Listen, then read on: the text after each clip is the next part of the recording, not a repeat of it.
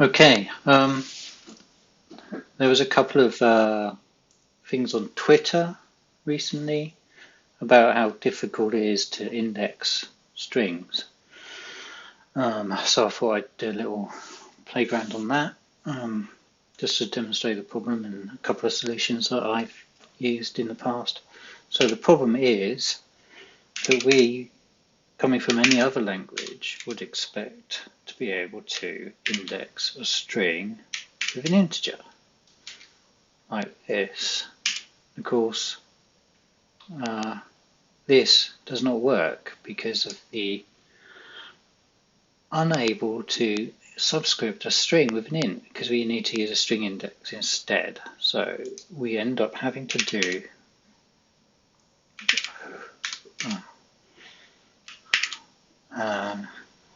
now we go start index, things like this. So to get the first thing, we go for the start index. Just drag that over. Is it going to not do anything? So we end up having to use string indexes. So there we go, there's H. Now that's all well and good, but then what if we want the 5th, 6th or 7th? So we have to do this.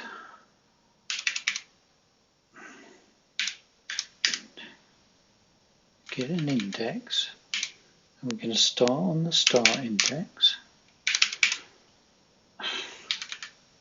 and we're going to offset it by 6, and I'll use space. Let's do 7 because that's natural.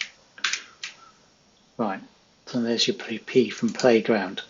Of course, this is a right palaver because we really want just to do this.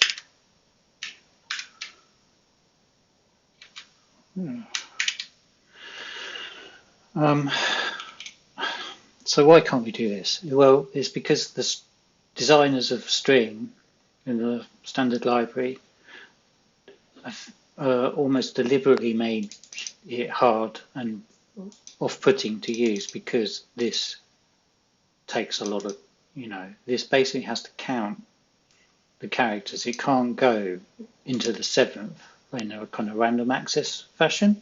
It actually has to count the characters.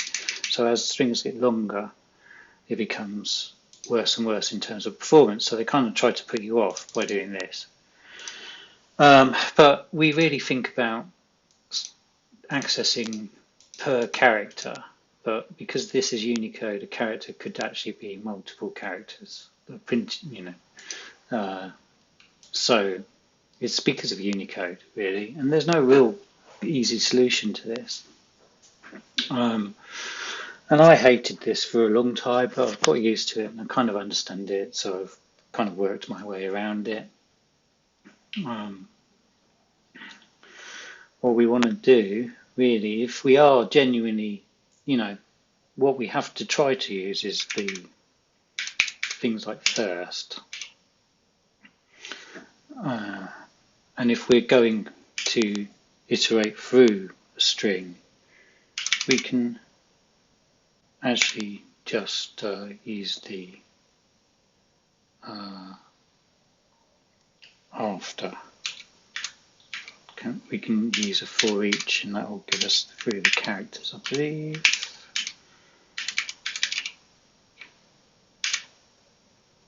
Oops.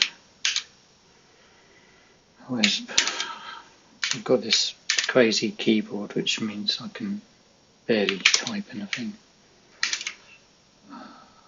Why have I got print there now?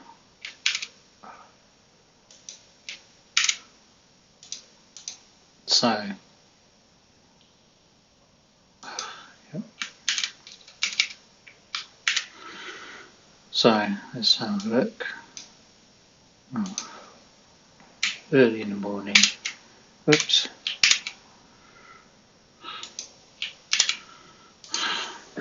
Pre-coffee code. So here we go. So we can iterate through string like this. So it not all is lost, and it's just really we're used to other languages having an integer index. So there's a couple of ways around this. We can actually use in the string is actually a list of indices, and it's this type here, which is no good to us apart from if we map it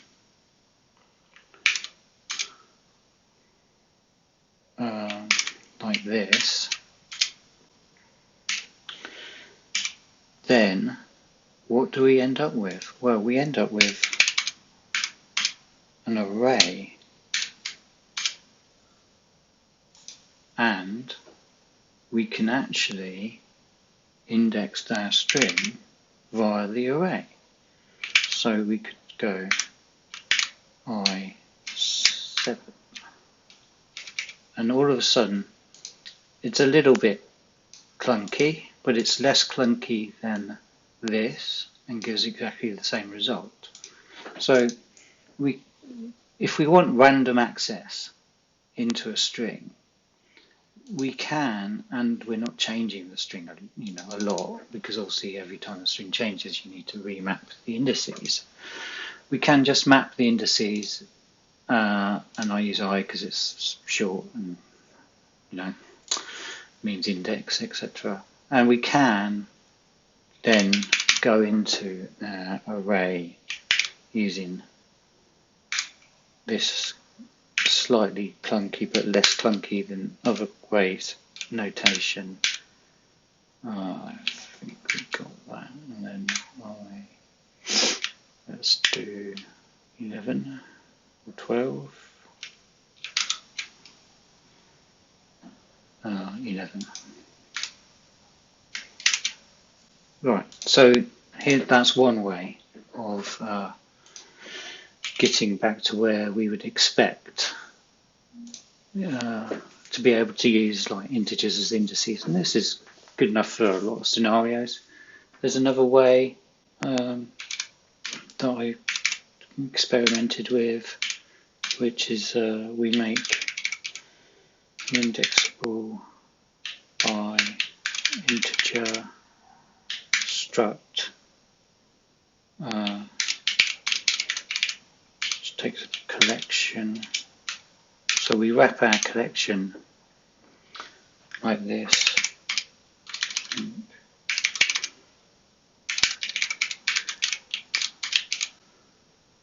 Okay, and then we can build a dictionary of indices. So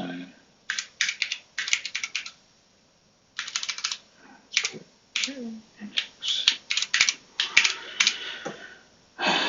and we get a dictionary of int 2 c.index, and that's going to be a var. This makes this a mutating struct, this way of doing it. And I'm just doing this as a kind of example. So now we can add in a subscript. It takes a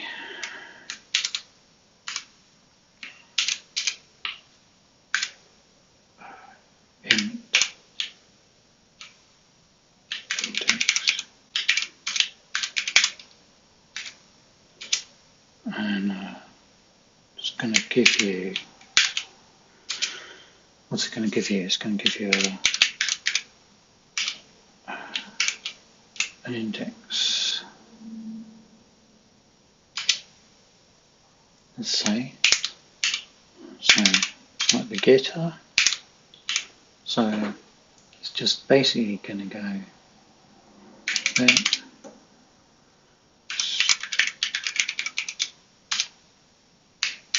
equal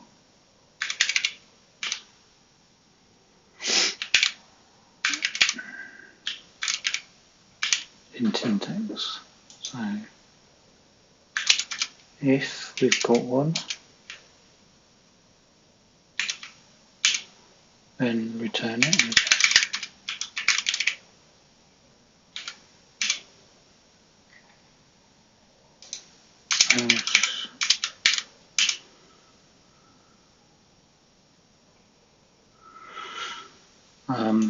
So else look it up.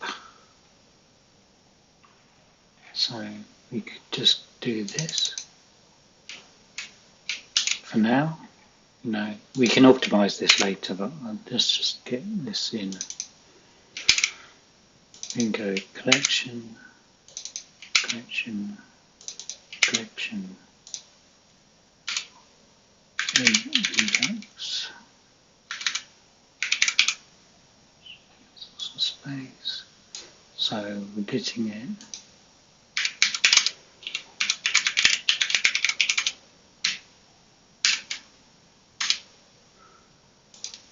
Now we put this in our dictionary for the next time we need it.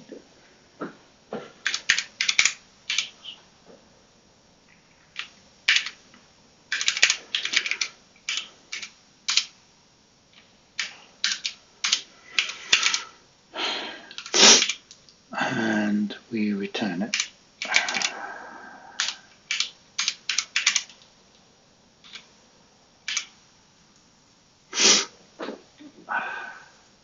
Self is immutable, so we need to make it mutating.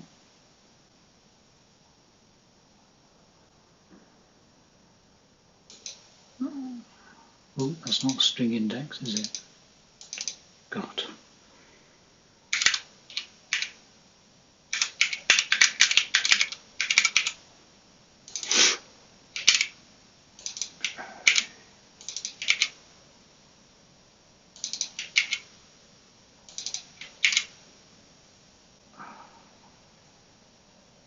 So I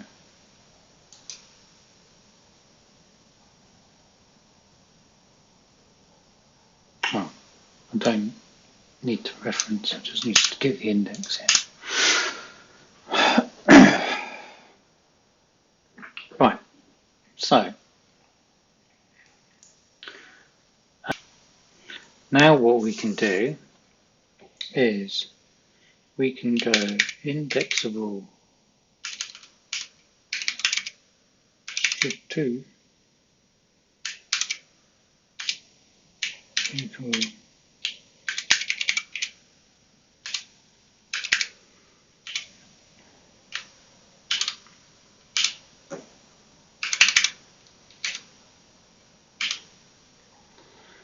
and we can index our seventh element.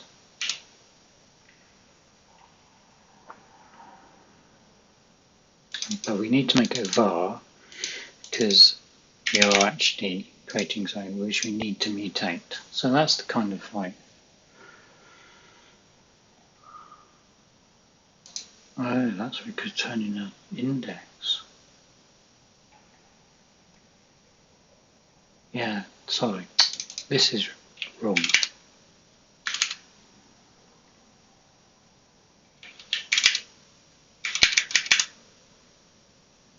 Of course it's wrong.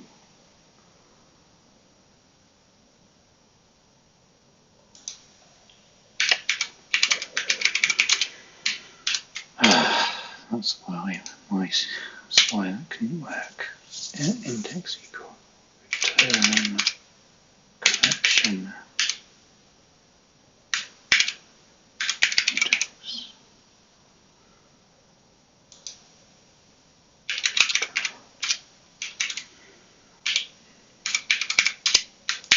There we have it. Else.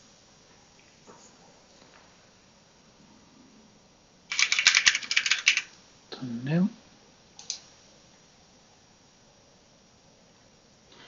So here we go. We can do strut to 7 and we can even give it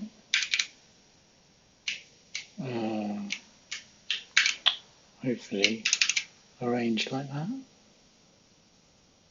or we need to maybe change that. We can do it that way.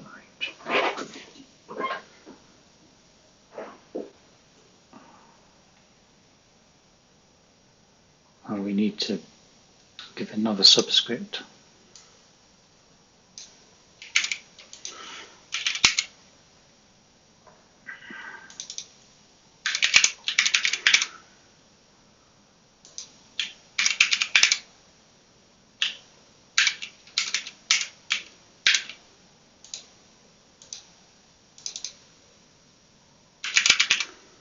Start.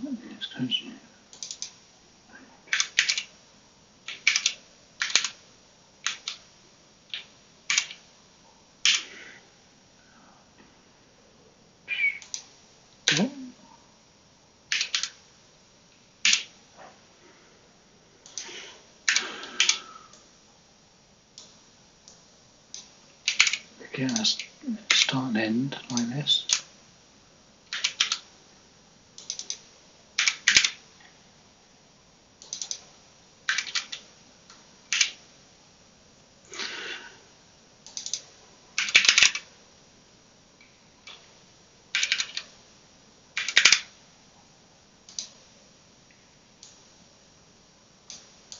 That's going to be a subsequence.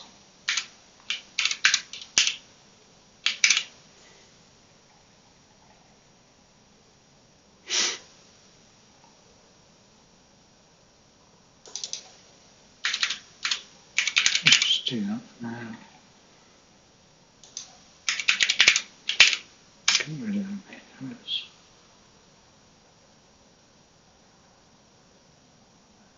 It's called. Right.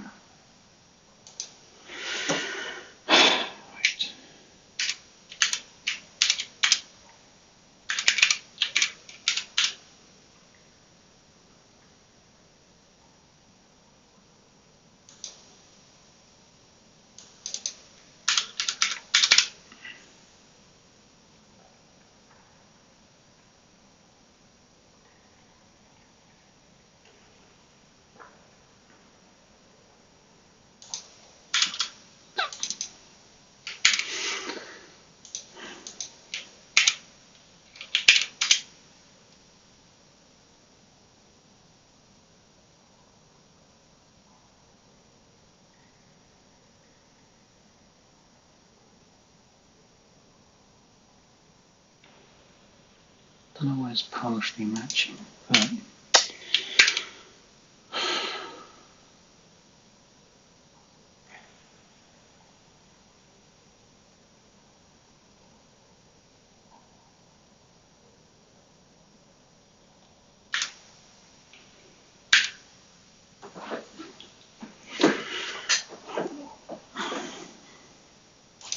why is that then?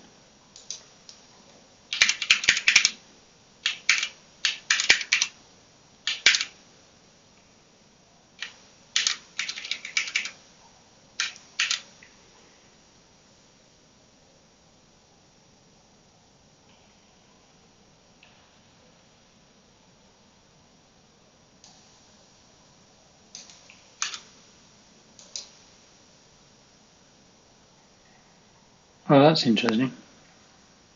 Did not know that. So that's 7 to 12 inclusive. So make that 10.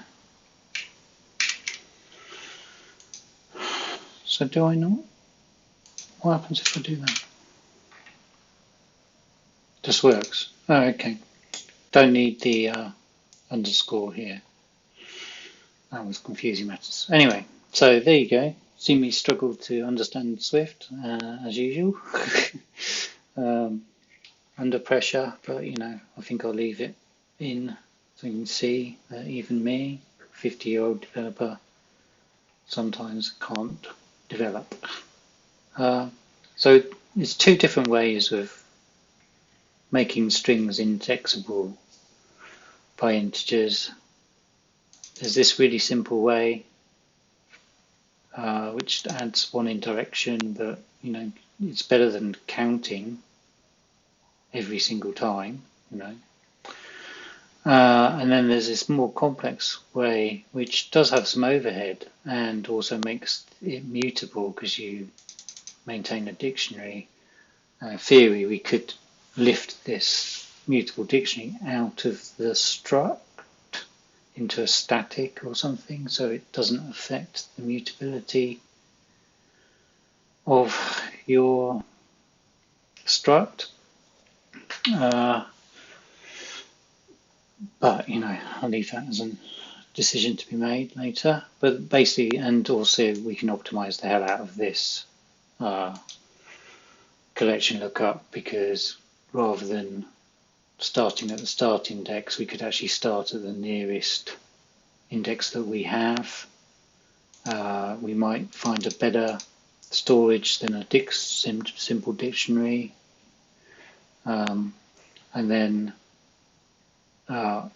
we could probably fix it so we can set stuff, but thinking about setting things, obviously if you set things you have to then invalidate all the indexes after where you've set something, so we'll leave it out for now. And we've made a range and a single index so that we can just simply index in as you totally would expect. And that's it for now.